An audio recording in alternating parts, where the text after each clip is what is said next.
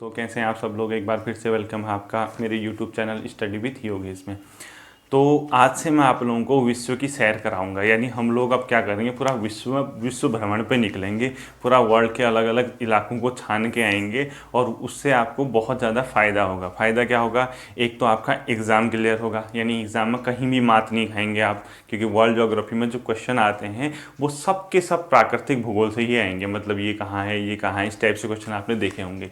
दूसरा, आपको चीज़ों की नॉलेज होगी। नॉलेज का ये सेंस, कभी अगर अखबार में आता है कि वेनेजुएला में लोगों ने धरना किया या यहाँ तख्ता पलट हुआ, तो आपको डायरेक्ट उसकी लोकेशन आपके दिमाग में आ जाएगी कि हाँ हमने पढ़ा था और हमने ये शब्द सुना है। तो उसको अगर आप न्यूज़पेपर में देख रहे हैं तो वो न्यूज़ भी आपके दिमाग में बैठ जाएगी और आपके ज्ञान का लेवल क्या होगा, इंक्रीज करेगा। ठीक है, यानी आप ज़्यादा, आपको क्या मिलेगा, बहुत ज़्यादा फायदा होगा। तीसरा, उससे ये फायदा होगा, आपके कॉन्फिडेंस के लेवल को बूस्ट करेगा। बूस्ट करने का ये मतलब है, जब आप दो लोगों के बीच में या चार लोगों के बीच में डिस्कशन करेंगे, अगर आपको वर्ल्ड की लोकेशंस के बारे में पता है, उनकी जगहों के बारे में पता है, तो आपका क्या होगा, वहाँ पे एक अलग ही रुतबा होगा, एक अलग ही पहचान अपने अंदर आप लेके आओगे। यानी कॉन्फिडेंस के लेवल क्या करेगा, बहुत ज़्यादा बूस्ट करेगा। तो एनसीईआरटी की जो क्लासें आएंगी अब अभी से मुझे लगता है कि 8 से 10 क्लासेस होंगी, यानी 10 से 12 क्लासेस भी हो सकती है एनसीईआरटी की। उन क्लासेस में आप पूरा वर्ल्ड घूम के आ जाएंगे, यानी Asia, Africa, north America, south America, Europe और जितना भी और पोर्शन है पूरा हम घूम के आ जाएंगे। हर पार्ट को हम छान के आ जाएंगे। उसके बाद आप देखना, आज से 10-15 दिनों के बाद आप क्या आज हैं क्या तब होंगे। ठीक है, इन दोनों चीज़ों को देखना। दूसरी बात, आपको ये वीडियो कंटिन्यू फॉलो करनी चाहिए, ये बहुत फ़ायदेमंद होगा आपके लिए। उसके साथ साथ ही आपको लाइक और कमेंट तो करना ही है, वो कंपलसरी है आप लोगों के लिए। ठीक है, तो हम लोग शुरू करते हैं आज अफ्रीका से। इसके साथ मैं एक चीज़ कहूँगा, अपने हाथ में मैप रखो। मैप, बहुत से लोग कहते हैं कि कौन सा मैप लेके आएँ। आप लोग एक काम करना, एक मतलब स्कूल लेवल पे आती है मैप की बुक आती है, वो एटलस आता है मतलब। ठीक है, या तो आप ऑक्सफोर्ड का ले लीजिए, लेटेस्ट वर्जन लेना जो मतलब कश्मीर वगैरह जिसमें अपडेट हुआ हो। और साथ ही साथ क्या करेंगे, आप एक आउटलाइन मैप लेके आएंगे। आप कहेंगे कि आउटलाइन मैप क्या होता है, वो आपको दिखा देता हूँ। देखिए, ये होता है आउटलाइन मैप। मतलब अपने आप में ये क्या है, एक आउटलाइन मैप होगा। ये पूरा अंदर से क्या होगा, ब्लैंक होगा। इसमें वर्ल्ड के भी आपको दिखेंगे और यूरोप, मतलब जितने भी है, इंडिया वगैरह का हर पार्ट दिखेगा। तो आप क्या कर सकते हैं, जो भी चीज़ मैं पढ़ा रहा हूँ उसको उन मैप में फिल करना सीखेंगे। जब फिल करना सीखेंगे, आपके दिमाग में चीज़ें खुद ही क्या हो जाएंगी, बैठ जाएंगी। यानी वर्ल्ड की सैर करेंगे, साथ में अपने पास आउटलाइन मैप और जो ऑक्सफोर्ड का मैप होता है वो आप अपने साथ लेके चलो। उससे क्या होगा, आपका मतलब आप यकीन नहीं करेंगे, जब हम ये पूरा वर्ल्ड सैर कर लेंगे, आप फिर और आज में और उस दिन में देखना कितना ज़्यादा डिफरेंस आता है। ठीक है, तो हम आज शुरू करते हैं अफ्रीका से। देखिए, जैसा भी बना है आप लोगों के लिए समझ आ जाएगा। आप लोग अपना मैप खोल के देखिए, ये है अफ्रीकन महाद्वीप, यानी अफ्रीका महाद्वीप है। ठीक है, अब इसमें सबसे बढ़िया तरीका क्या होता है सैर करने का, लोकेशन देखनी होती है, याद नहीं करना होता है। जब आप चीज़ों को देखेंगे वो खुद ही दिमाग में बैठ जाएंगे। ठीक है, आप बार बार उस चीज़ को देखते रहेंगे। जब सुबह उठते हैं 5 मिनट मैप को देख लेना, क्या फ़र्क पड़ता है। ये है अफ्रीका महाद्वीप। अब इस अफ्रीका महाद्वीप के बारे में सबसे पहले, कोई भी अगर हम महाद्वीप की सैर करेंगे, हम ये देखेंगे नॉर्थ में किसको अलग कर रहा है, साउथ में क्या है उसके, ईस्ट में क्या है, वेस्ट में क्या है। ठीक है, अब आप अपने मैप में देखिए, जब आप अफ्रीका का महाद्वीप देखेंगे, इसके नॉर्थ में आपको मिलेगा यूरोप। देखिए, ये जो पोर्शन होगा, जो मैंने ब्लू दिखा रखा है, ये महासागर का इलाका है। ठीक है, ये पोर्शन होगा यूरोप महाद्वीप का, यानी इसके उत्तर में क्या है, यूरोप महाद्वीप है। इसके अगर आप वेस्ट की ओर आएंगे, इस पोर्शन में जो मैंने ब्लू कर रखा है, यहाँ पे आपको दिखेगा अटलांटिक महासागर। ये क्या है, आपका अटलांटिक महासागर है। ठीक है, इसके ईस्ट में जाइए, यहाँ देखिएगा आपको इंडियन ओशन, क्या, हिंद महासागर। ठीक है, और आप इसके नॉर्थ ईस्ट में जाएंगे, आपको एशिया का पोर्शन दिखेगा, ये जिसको आप क्या कहते हैं, जहाँ आपको इजराइल वगैरह ये सब दिखते हैं, यमन वगैरह, अरब प्रायद्वीप, वो ये पोर्शन है। ठीक है, तो इसका सीधे सीधे आपने देखा, आपको याद नहीं करना है। अब आपसे अगर कोई ये पूछता है अफ्रीका महाद्वीप के बारे में क्या जानते हो, ठीक है, आप क्या कहोगे, आपने लोकेशन देख ली, अफ्रीका महाद्वीप क्या कहोगे, उत्तर में यूरोप से, पश्चिम में अटलांटिक महासागर से, पूर्व में हिंद महासागर से, तथा उत्तर पूर्व में अरब प्रायद्वीप से घिरा है। कितना आसान है, आपने लोकेशन देखी, आपने लोकेशन देखते ही कह दिया कि यह देखो। जिस इंसान को अफ्रीका महाद्वीप के बारे में कुछ नहीं भी आता, उसको उसके लोकेशन के बारे में पता चल गया, वो क्या बोलेगा, अफ्रीका महाद्वीप उत्तर में यूरोप से, पश्चिम में अटलांटिक महासागर से, पूर्व में हिंद महासागर से और उत्तर पूर्व में क्या होता है, अरब प्रायद्वीप से घिरा है। अब ये बताइए, सिर्फ देखने का परिणाम है, कहीं लिखा आपने देखा, आपने बोल दिया।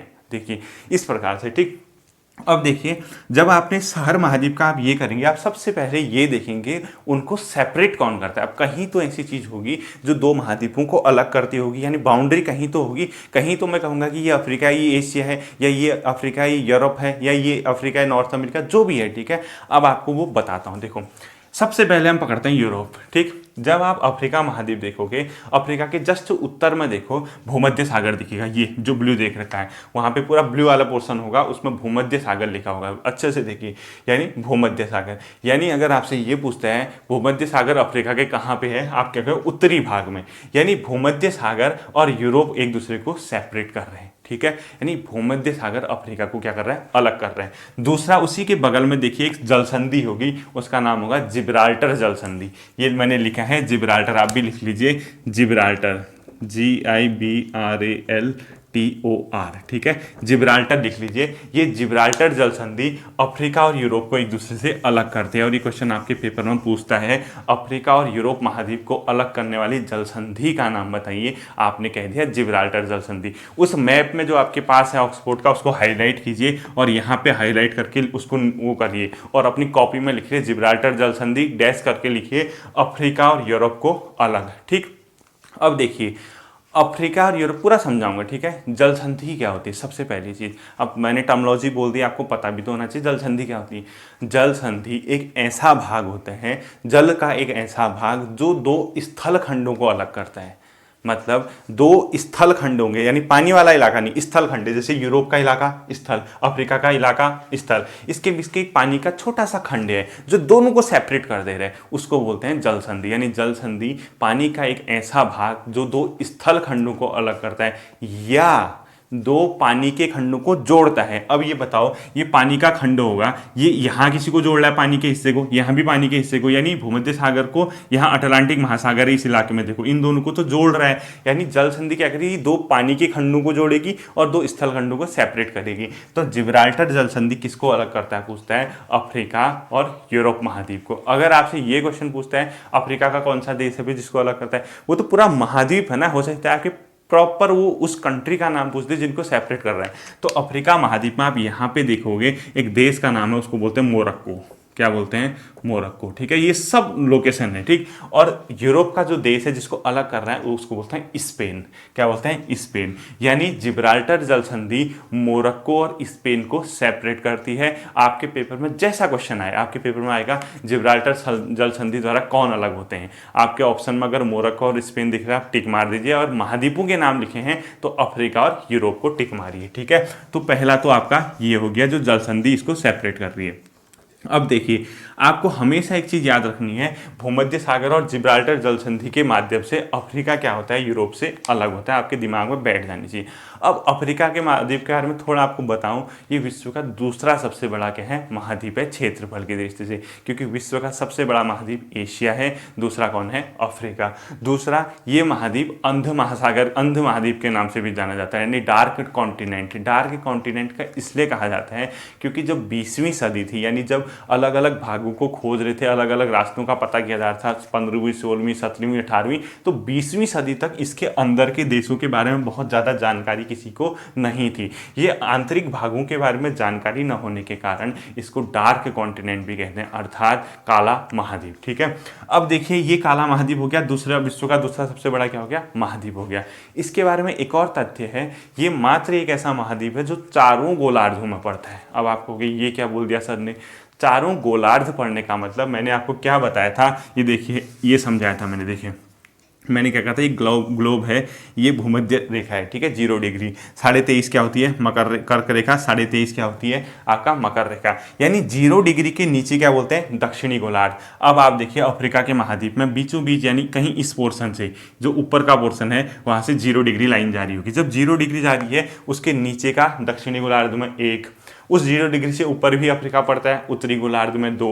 अब 2 कौन से गोलार्ध हैं, ठीक है, पूर्वी गोलार्ध और पश्चिमी गोलार्ध भी होते हैं। मैंने आपको बताया था, मैंने क्या कहा था, ग्लोब होता है, देशांतरी रेखा होती है, ऐसे खींची जाती हैं, यानी यूं। तो आप इस पोर्शन में देखिए, अफ्रीका का जो पश्चिमी इलाका है, यहाँ से 0 डिग्री देशांतर जारी होगी, जो कि लंदन ग्रीनविच से होकर जाती है, जिसका सेंटर है वो अफ्रीका के इस भाग से जा रही होगी। इस भाग से जा रही है तो कहीं ऐसे अगर जा रही है तो इससे पूर्व का इलाका पूर्वी देशांतर, मतलब पूर्वी गोलार्ध, और पश्चिम का इलाका पश्चिमी गोलार्ध, यानी चारों गोलार्धों से जाने वाला महाद्वीप कौन सा है? एशिया महाद्वीप है। ठीक है, अब एशिया और यूरोप और अफ्रीका को तो आपने अलग कर दिया। ठीक है, इसके अलावा क्या बोलोगे आप, जो एशिया के साथ किससे अलग हो रहा है उसके बारे में आपको पता होना चाहिए। ठीक है, देखिए ये एशिया का इलाका है, ये किसका इलाका है? अफ्रीका का। हमने यूरोप का पढ़ दिया, अब आप नोट कीजिए ये एशिया महाद्वीप से एक तो स्वेज जल संधि से अलग होता है, दूसरा आपका लाल सागर से अलग होता है, देख लेना, तीसरा यहाँ पे बाब अल मंदाब,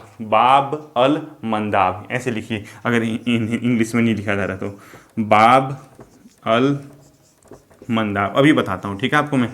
बाबल सबसे पहले हर महाद्वीप में हम ऐसा करेंगे। ठीक है, यानी अफ्रीका महाद्वीप एशिया से किससे सेपरेट हो रहा है? यहाँ देखिए स्वेज नहर होगा, यानी स्वेज कैनाल होगी यहाँ पे। ठीक है, यानी स्वेज जल संधि यहीं पे है, उसके नीचे लाल सागर होगा, देखिए इस संकरे से पोर्शन पे रेड सी लिखा होगा, और उससे नीचे थोड़ा सा और संकरा पोर्शन होगा, वहाँ पे बाब अल मंदाब नाम की जल संधि होगी। ठीक है, अब आपसे क्वेश्चन पूछता है एशिया और अफ्रीका को निम्नलिखित में कौन सी मतलब इस तरह करते हैं या जल क्या करते हैं, सेपरेट करते हैं? तो आप तीन नाम बोलोगे, लाल सागर, बाब अल मंदाब और स्वेज कैनाल। यानी स्वेज कैनाल के यहाँ पे जो पोर्शन है उससे भी क्या होता है, अफ्रीका महाद्वीप एशिया से सेपरेट होता है। अब देखिए इसमें भी क्वेश्चन आएगा, लाल सागर देखिए अच्छी तरह, यहाँ पे है स्वेज नहर। ठीक है, ये स्वेज नहर जो है दो भागों को जोड़ती है। अब वो स्वेज नहर दो भागों को जोड़ती है तो कौन से भाग, खुद देखना, ये स्वेज नहर है तो नीचे लाल सागर हो गया, है नहीं रेड सी, यहाँ होगा लाल सागर, यहाँ होगा आपका भूमध्य सागर। तो आप क्या बोलोगे, स्वेज नहर किसको जोड़ती है? लाल सागर और भूमध्य सागर को जोड़ती है। खुद देखो, यहाँ स्वेज नहर, नीचे लाल सागर और ऊपर क्या हो गया, भूमध्य सागर। यानी अफ्रीका में जो एशिया को सेपरेट करता है वो लाल सागर और आपका बाब अल मंदाब जल संधि और स्वेज कैनाल से अलग होते हैं। तो जो यहाँ पे आपको स्वेज कैनाल है, जब वो सेपरेट करता है तो किसी भाग को जोड़ेगा भी, तो वही तो कह रहा हूं मैं, जोड़ने वाले में किसको है? नीचे लाल सागर, ऊपर स्वेज नहर, ऊपर भूमध्य सागर। यानी लाल सागर और भूमध्य सागर जो आपस में जुड़ते हैं वो स्वेज नहर के माध्यम से जुड़ते हैं। ठीक, दूसरा आता है बाब अल मंदाब। बाब अल मंदाब जल संधि क्या करती है, इन भागों को अलग करती है, अफ्रीका और एशिया, क्योंकि इधर को क्या है, एशिया होगा, यहाँ पे बाब अल मंदाब है। तो बाब अल मंदाब जल संधि का क्या काम है, वो अफ्रीका के दो भागों को, एक को बोलते हैं सोमालिया, दूसरे को बोलते हैं जिबूती। अगर कंट्री का नाम आएगा, वैसे तो सीधे डायरेक्ट पूछता है अफ्रीका और एशिया को अलग करते हैं, वैसे अगर कंट्री का नाम पूछेगा पर्टिकुलर तो यहाँ कहीं आप देखेंगे एक सोमालिया होगा, एक जिबूती होगा। सोमालिया और जिबूती अपने मैप में देखिए अच्छे से, ऑक्सफोर्ड के आपका जो पॉलिटिकल मैप होता है, यहाँ सोमालिया और जिबूती होंगे। यानी पूरा अफ्रीका भी दे सकता है और देश का नाम भी दे सकता है। सोमालिया और जिबूती, यहाँ बाब अल मंदाब जल संधि, और पोर्शन कौन अलग हो रहा है, एशिया का। तो एशिया का जो अरब में यमन देश है वो इससे क्या होता है, सेपरेट होता है। ठीक है, तो बाब अल जल संधि का अर्थ समझ गया, आप दो भागों को जोड़ रहा है, जो स्थल खंडों को अलग कर रहा है, स्थल खंड अफ्रीका और एशिया। मैंने जल संधि की डेफिनेशन बताई, जो दो स्थल खंडों को अलग करता है, यानी अफ्रीका और एशिया को अलग करता है। इस पर्टिकुलर देश के नाम पूछता है तो क्या कहोगे आप, सोमालिया और जिबूती। और जब वैसे दूसरा यहाँ यमन, ठीक है, यमन जो देश है। अब देखिए किसी पानी के भाग को जोड़ेगा भी तो सही, जब स्थल खंडों को अलग कर रहा है तो पानी के खंडों को भी तो जोड़ेगा। तो बाब अल मंदाब जल संधि दो इस पानी के खंडों को जोड़ती है। यहाँ पे है बाब अल मंदाब जल संधि, ऊपर देखना लाल सागर, ध्यान से देखना, ऊपर देखना लाल सागर, नीचे होगा गल्फ ऑफ अदन, यानी अदन की खाड़ी। ठीक है, यहाँ पानी का पोर्शन होगा अदन की खाड़ी, यहाँ होगा लाल सागर। तो आपसे ये पूछता है, बहुत फेमस है। ठीक है, बाब अल मंदाब जल संधि जो है, अभी पढ़ाता हूँ मैं उसको, पर्टिकुलर लिखाता हूँ आपको, मैं सिर्फ समझा रहा हूँ आपको। तो अफ्रीका से जो बाब अल मंदाब जल से दो स्थल खंडों मतलब जल खंडों को जोड़ती है, एक को बोलते हैं अदन की खाड़ी, गल्फ ऑफ अदन, इधर दिखेगा आपको ये जो अरब प्रायद्वीप है उसके जस्ट नीचे यहाँ दिखेगा लाल सागर। यानी दोनों को क्या कर रही है, जोड़ रही है पानी के खंडों को, और स्थल खंडों को जो अलग करती है, यहाँ अफ्रीका को कर रही है एशिया को। पर्टिकुलर देश का नाम आता है जिबूती और सोमालिया, और एशिया का आता है तो अरब प्रायद्वीप में यमन जो देश है। ठीक है, ये तो किसके बारे में हो गया, अफ्रीका के इन चीजों के बारे में। अब देखिए मेन चीज क्या है, यहाँ तो क्या है, मेडागास्कर। मेडागास्कर के बारे में, ये हिंद महासागर में है। अब हम कहाँ से शुरू करेंगे, अफ्रीका के प्राकृतिक के बारे में हम शुरू करते हैं। देखो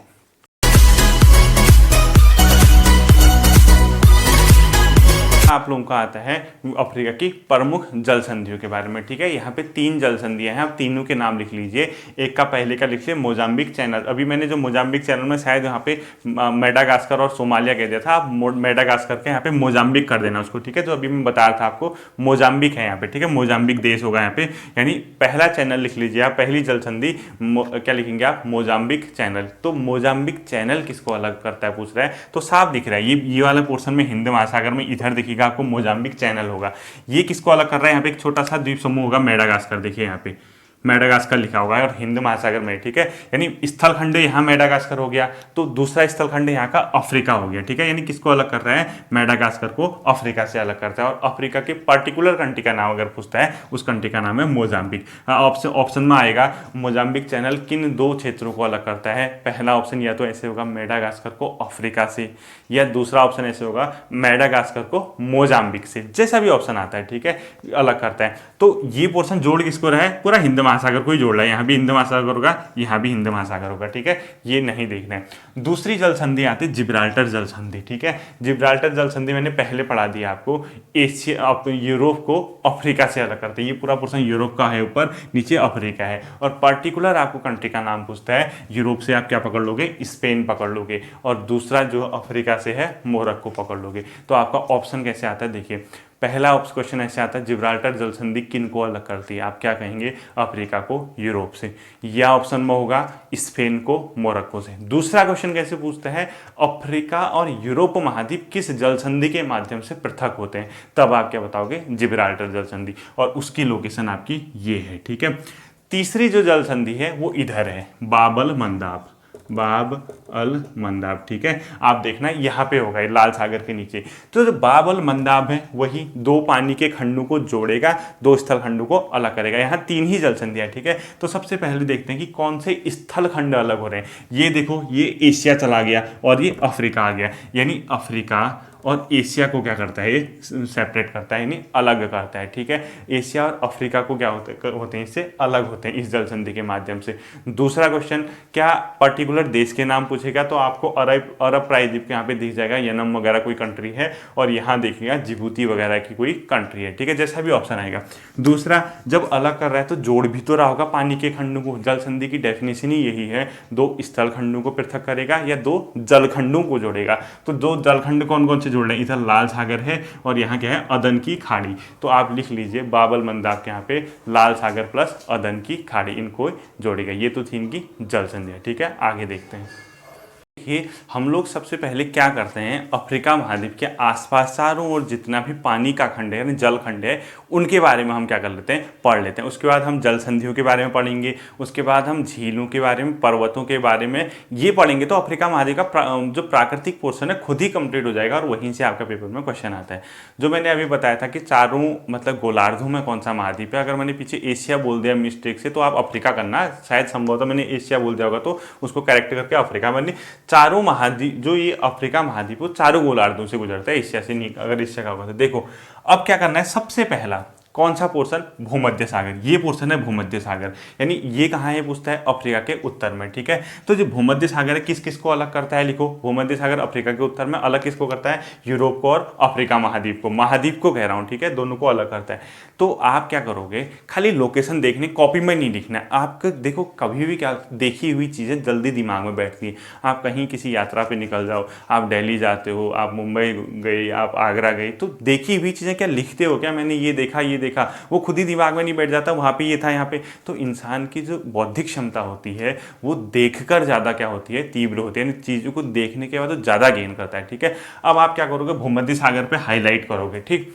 अब देखो भूमध्य सागर यहाँ पे है, तो यहाँ पे कुछ फेमस प्रसिद्ध देश हैं जो भूमध्य सागर को छूते हैं। आपने लिखना नहीं है, आपको हाईलाइट करना है। यानी अगर आप मोरक्को को हाईलाइट करते हो तो आपके दिमाग में आना चाहिए, अच्छा मोरक्को अफ्रीका के इस पोर्शन में है। आप मिस्र को हाईलाइट करते हो, आपको पता चल जाना चाहिए, अच्छा अफ्रीका के उत्तर भाग में मिस्र है, ठीक है। यानी ये अफ्रीका का उत्तरी भाग, ये अफ्रीका का दक्षिणी भाग, ये अफ्रीका का पूर्वी भाग, ये अफ्रीका का पश्चिमी। देखो ये है भूमध्य सागर। भूमध्य सागर से जुड़ते हैं कौन कौन, एक तो मोरक्को जुड़ता है, यहाँ पे आपको सबसे किनारे में मोरक्को दिखेगा। दूसरे में आपको अल्जीरिया दिखेगा उसी के बगल में, ठीक है, याद रखना।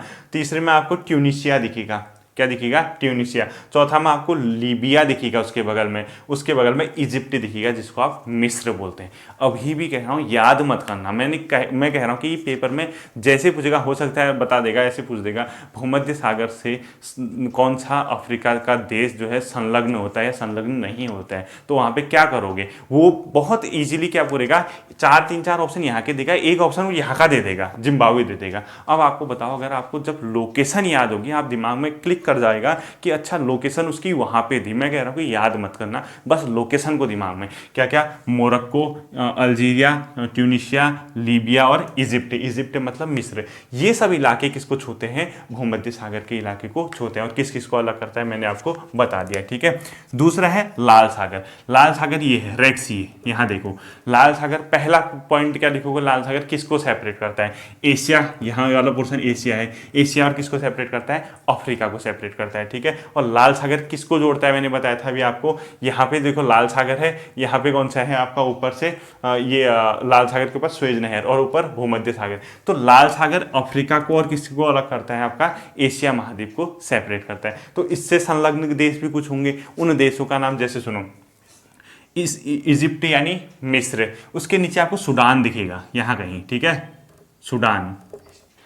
उसके अलावा इरिट्रिया दिखेगा आपको, ठीक है, यहाँ कहीं इरिट्रिया दिखेगा, ठीक। उसके नीचे आपको जिबूती दिखेगा, ये यानी ये जो कंट्री हैं वो लाल सागर से लगे हुए हैं। यानी कौन कौन से मैंने बताया, इजिप्ट यानी मिस्र हो गया, उसके नीचे सूडान हो गया, नीचे इरिट्रिया हो गया और नीचे क्या हो गया, जिबूती हो गया, ठीक है। ये सिर्फ आपको हाईलाइट करने और कुछ नहीं करना है, मैं आपको बता रहा हूँ कि आपका काम इसको हाईलाइट करने का है। इसको याद मतलब डेली आप क्या करोगे, प्रैक्टिस करोगे, देखोगे बस, ठीक है। और जिस लोकेशन को कह रहा हूँ उसी को आपने क्या करना, हाईलाइट करना है। लाल सागर का भी आपका समझ में आ गया, ठीक है। तीसरा हिंद महासागर इसके पूर्व में है, आपको नॉर्मली पता है। यहाँ पे बहुत सारे द्वीप समूह भी बताता हूँ आपको, जहाँ पे लौंग वगैरह की खेती के लिए बहुत प्रसिद्ध हैं, विश्व में नंबर 1 है वो लौंग वगैरह के लिए, वो पेपर में आपका पूछता है, अभी टाइम आएगा, ठीक है। पूर्वी भाग में क्या है, हिंद महासागर है। इसके पश्चिमी भाग में क्या है, अब जैसे हिंद महासागर से संलग्न देश भी देखना, ये पूरा ये वाला इलाका जितना आपको दिखेगा, ये मोजाम्बिक वगैरह सब देश किससे हैं, हिंद महासागर से जुड़े हुए हैं, ठीक है। अपने मैप में देखना। ऐसे ही पश्चिम का भाग होगा, पश्चिमी भाग ये वाला है, ये पूरा अटलांटिक महासागर से जुड़ा होगा, ये पूरा ये वाला पोर्शन अटलांटिक महासागर से जुड़ा है, जो एस का आकार बताया था अटलांटिक का, यानी इससे जैसे मोरक्को भी अटलांटिक से जुड़ा होगा, देखो यहाँ से ये गिनी वगैरह जुड़े होंगे, यहाँ ये सब ये पूरा पोर्शन किससे जुड़ा है, अटलांटिक महासागर से जुड़ा है, ठीक है। और उसके अलावा लास्ट में जो इंपॉर्टेंट चीज़ है उसको लिख लीजिए आप, मोजाम्बिक चैनल, यहाँ पे हाईलाइट करो। यहाँ आपको मेडागास्कर दिखेगा, अच्छे से देखो, यहाँ पे एक द्वीप समूह दिखेगा मेडागास्कर इधर, उसके बगल में आपको मोजाम्बिक चैनल लिखा हुआ है, यानी मोजाम्बिक चैनल, ठीक है। मोजाम्बिक चैनल किसको सेपरेट करता है पूछता है, तो आप क्या कहोगे, मेडागास्कर को अफ्रीका महाद्वीप से। मोजाम्बिक चैनल यहाँ पे होगा, देखो इधर मोजाम्बिक चैनल किसको अलग करता है, अफ्रीका महाद्वीप को मेडागास्कर से। या तो ऐसे पूछ सकता है, या पूछ सकता है मोजाम्बिक चैनल किसको अलग करता है, मेडागास्कर को। वहाँ पे एक देश है सोमालिया, अच्छे से उसको हाईलाइट कर लो, अफ्रीका का ही देश। अगर अफ्रीका ऑप्शन में नहीं आया तो सोमालिया देश के नाम आएगा, यानी मेडागास्कर जो है मोजाम्बिक चैनल से, किसके, मोजाम्बिक चैनल मेडागास्कर और सोमालिया को एक दूसरे से पृथक करता है, ठीक है। और ये कहाँ है, सब हिंद महासागर में। पर कभी कभी ये भी पूछता है मेडागास्कर किस महासागर में है, तो आप वहाँ पे बेहोश मत हो जाना, आपको लोकेशन, इसीलिए कह रहा हूँ लोकेशन आपने देखनी है, ठीक है। इसका तो इतना ही है, ठीक। अब देखो इससे आगे को हम क्या करेंगे, इसके आगे को देखते हैं। क्या आती है, वो आती है अफ्रीका के प्रसिद्ध मरुभूमियां। हेडिंग लिख लीजिए, अफ्रीका में स्थित प्रमुख मरुस्थल या मरुभूमियां, एक ही चीज़ है, मरुस्थल या मरुभूमियां, ठीक है। वो देखते हैं। देखिए सबसे पहला जो उसमें अफ्रीका में आता है, विश्व का सबसे बड़ा मरुस्थल जो है, जिसको आप सहारा मरुस्थल कहते हैं, वो अफ्रीका महाद्वीप में ही फैला है। यानी इस भाग में क्या है, अफ्रीका के सहारा मरुस्थल है, ठीक है। इसकी लोकेशन इस भाग में है, यानी सहारा मरुस्थल आप अफ्रीका के उत्तरी भाग में, ये उत्तर का इलाका है ना, तो यहाँ पे अब ये नहीं कि एक ही देश में होगा, ये बहुत से देशों में होगा। मोरक्को है, आपका अल्जीरिया है, इस टाइप की जो कंट्रीज हैं, ट्यूनिशिया वगैरह, मिस्र, सूडान, इन पूरे इलाकों में कौन सा मरुस्थल फैला हुआ है, आपका सहारा मरुस्थल, यानी विश्व का सबसे बड़ा मरुस्थल जिसको आप कहते हैं।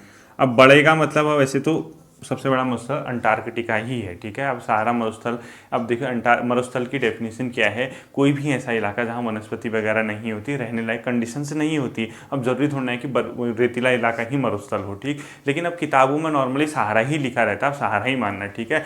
बट अगर ऑप्शन में अंटार्कटिका आ गया तो आप अंटार्कटिका मानना है, ठीक है, वहाँ भी रहने लायक कंडीशंस नहीं है। तो देखिए सहारा मरुस्थल विश्व का सबसे बड़ा मरुस्थल है, इस इलाके में वो फैल रखा है। अभी जो जैसे आप देखेंगे, जैसे अफ्रीका का उत्तरी भाग है तो लगभग 15 से 30 डिग्री के आसपास उत्तरी अक्षांश में ये फैल रखा है, लगभग 15 डिग्री से 30 डिग्री उत्तरी अक्षांश। उत्तरी अक्षांश क्यों लगाया पीछे, मैंने कहा कि भूमध्य रेखा से उत्तर का इलाका होगा, उत्तरी अक्षांश, दोनों जगह उत्तर लिखा है तो कहीं ना कहीं भूमध्य रेखा से ऊपर की ओर है, ठीक है। अब इसके बारे में जो तथ्य है, जैसे यहाँ से देखोगे आप पूर्व से पश्चिम तक पूरा लगभग 5200 किलोमीटर तक फैला है लगभग ना। जो सहारा मरुस्थल है वो लगभग पूर्व से पश्चिम या पश्चिम से पूर्व जो भी कहते हो 5200 किलोमीटर 500 टू मतलब 5200 किलोमीटर तक क्या है विस्तारित है, ठीक है। ये आपको ध्यान नहीं देना है, आपको ये पता होना चाहिए कि विश्व के सबसे बड़े मरुस्थलों में से एक सहारा का मरुस्थल है। अब यहाँ पे एक दो फैक्ट हैं, दो टर्मिनोलॉजी आती है, वो आपके एनसीईआरटी में भी आपको दिखने को मिलेगा। एक टर्मिनोलॉजी का नाम लिख लीजिए आप अर्घ, एक को लिख लीजिए हमादा। क्या लिखेंगे आप, एक को अर्घ, अग्र या अर्घ जो भी है, ठीक है, इसको क्या लिख दिया अर्घ, और दूसरे को हमादा।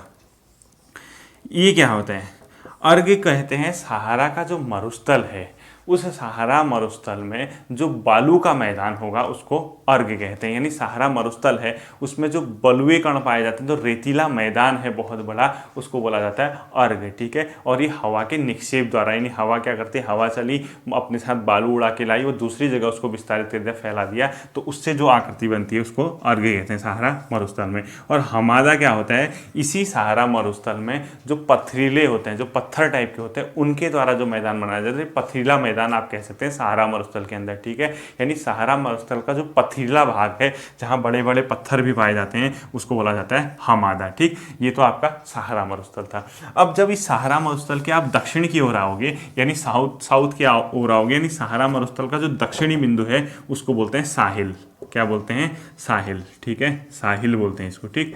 यानी साहिल अगर आपसे पूछता है कहाँ पाया जाता है तो आप क्या कहोगे, अफ्रीका महाद्वीप का एक मरुभूमि, यानी अफ्रीका महाद्वीप में पाई जाने वाली एक प्रकार की क्या है मरुस्थल है। या सहारा जो मरुस्थल है उसका दक्षिणी भाग जो है मरुस्थल का, उसको साहिल बोला जाता है। अब ये भी फैला होगा, इसके बारे में बहुत ज़्यादा तथ्य नहीं है। ये जैसे इधर मतलब आपका जो साहिल का इलाका है, आप देखिए पश्चिम से पूर्व इसका भी क्या होगा विस्तार होगा, और वो विस्तार है सेनेगल से सूडान। आप यहाँ कहीं देखेंगे एक देश दिखेगा आपको सेनेगल, क्या दिखेगा, सेनेगल, ठीक है। और यहाँ से पूरा फैलाव इसका है इधर तक, और यहाँ पे कहीं आपको यहाँ कहीं सूडान दिखेगा, ठीक है। सेनेगल से सूडान तक इसका क्या है विस्तारित है। यानी साहिल भी अपने आप में क्या है एक प्रकार का मरुस्थल है, ठीक, जो कि इसके।